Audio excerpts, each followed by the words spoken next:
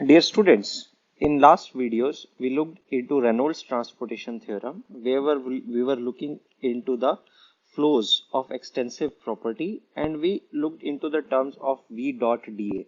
And whenever we are talking about the transfers or transport of matter in the direction of velocity, we are essentially talking about advection processes. And this is the word that we commonly hear in meteorology and climatology, that is advection, that accounts for transport in the direction of flows. However, when we talk about heat transport processes, which essentially play an important role both in governing evaporation as well as shaping up our precipitation events, we have to also deal with the vertical transports. And in this video, we will look into some of the mechanism of vertical transports and we will take the lessons that generalize from Newton's law of viscosity and apply it to understand how energy gets transported in hydrological system. So the main processes of energy transportation includes conduction and radiation, and we will look into that what these individual processes mean and how to quantify. Now when we talk about conduction, we know that in conduction energy transfer takes place when the molecules collide with each other, and when they collide with each other they transfer the energy, and in that way heat, which is also one form of energy, it gets transferred. On the other hand, the transfer during convection takes place through the mass movement of a fluid, and this is one of the most important ways that governs in hydrology the transfer of energy as well as mass. For example, whenever the earth is heated, hot air rises up in form of air parcel and the entire mass of air is changing its location and hence also transferring the heat contents associated with it and resulting in the convective processes. And these convective processes, they are dominated by formation of eddies that you learn in your fluid mechanics class.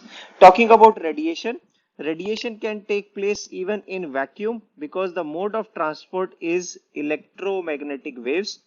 And if you know that the solar energy that earth receives for various processes, it is received in form of the EM waves or electromagnetic radiations, and we will try to understand what are the various quantitative aspects that need to be associated with EM waves so that we can close down the energy budget to understand how much energy is reflected and how much is contributing towards sensible heat and so on. Also, another quantity that we typically deal with in hydrology is defined as flux. Now, flux is defined as flow rate per unit area. So if we are talking about flux of discharge, it would be Q upon A, where Q is in meter cube per second and this would be per meter square. Similarly, mass flux can be obtained as rho Q upon A, where we multiply the volume by density. To momentum flux, on the other hand, is given by mv upon A, and we can again write this as rho qv divided by A, and this turns out to be rho v square. Similarly, we write energy flux as dE upon dt divided by A, and we will focus a lot on energy flux in our present discussion. Now when we talk about the conduction, so conduction is basically directly proportional to the gradient of potential, and as we did in the case of Newton's law of viscosity, this potential was defined as the velocity gradient. So if we are talking about the plate and this was our z direction, we would say that the rate of transfer of momentum flux represented by tau, which also represents the shear stress, is proportional to du by dz, and we call this driving force as the potential.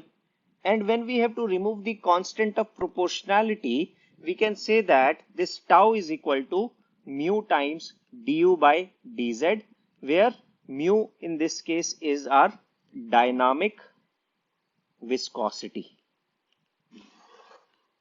We can also replace this mu by the kinematic viscosity by introducing the factor of rho nu and keeping du by dz as it is, and hence mu becomes equal to rho times mu. So we relate it more closely to the fluid properties by including the dimensions of density.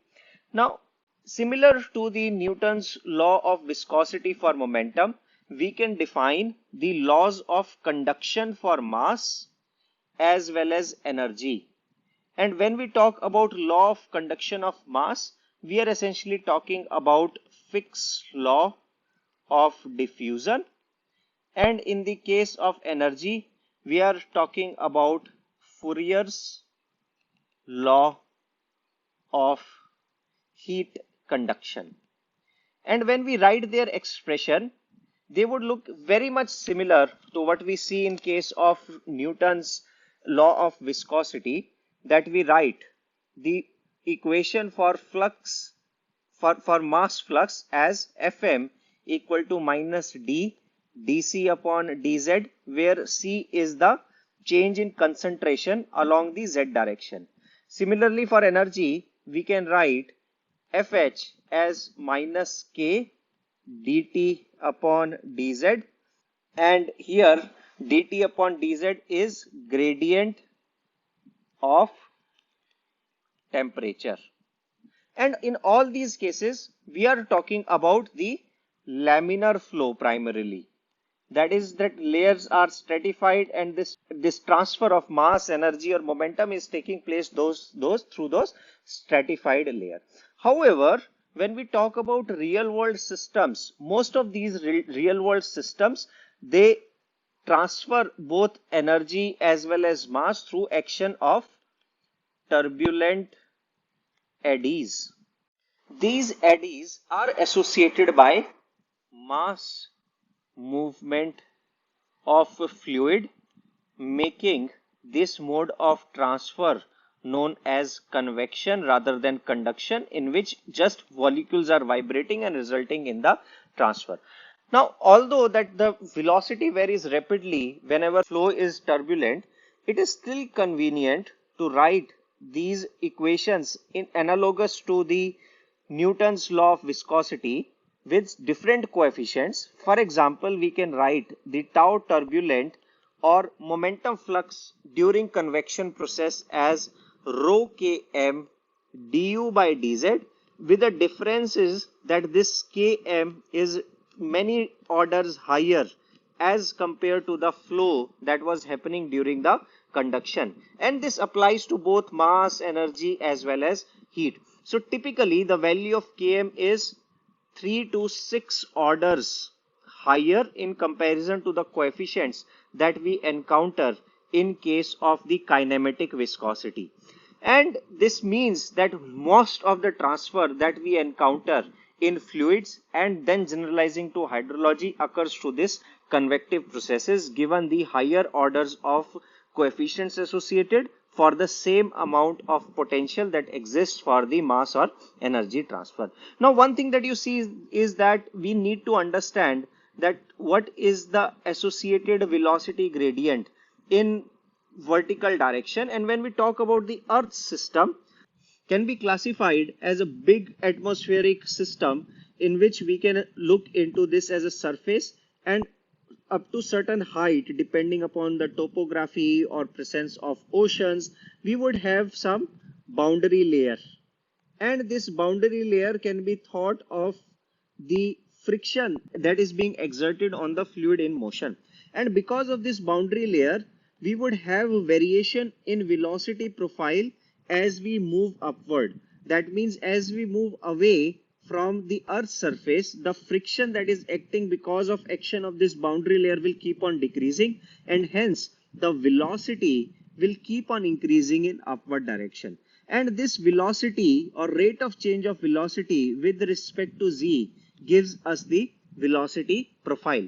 But the question arises how we can quantify this velocity profile.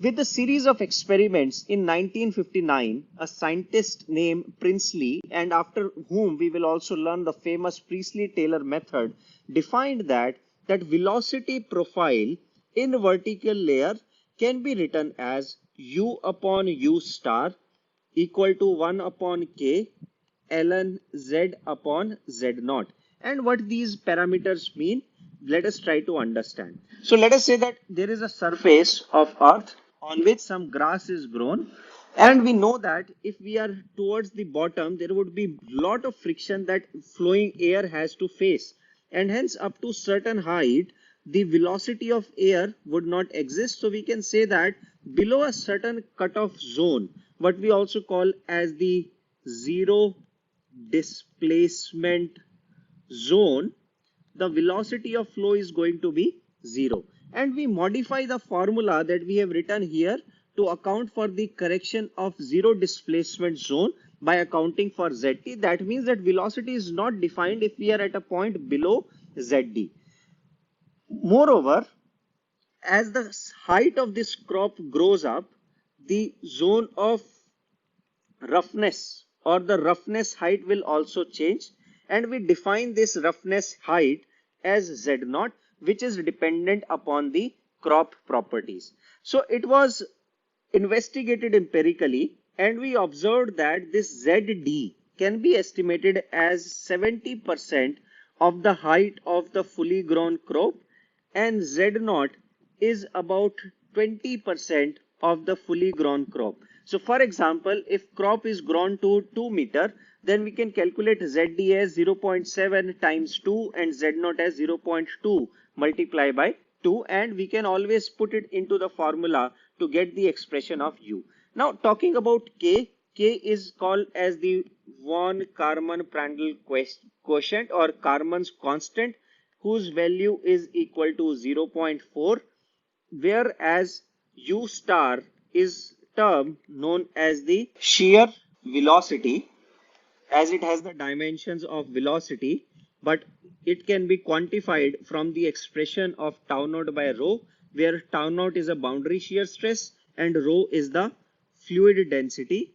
And the value of U star is usually determined experimentally by placing the anemometer, the device that is used to measure velocity of speed at different heights, and hence calculating the values. And once we have two equations, we can always solve for the two variables. Now, if we have to calculate the velocity profile, we can calculate du by dz by taking the differentiation of equation 1, which gives us the simplified expression as u star upon kz.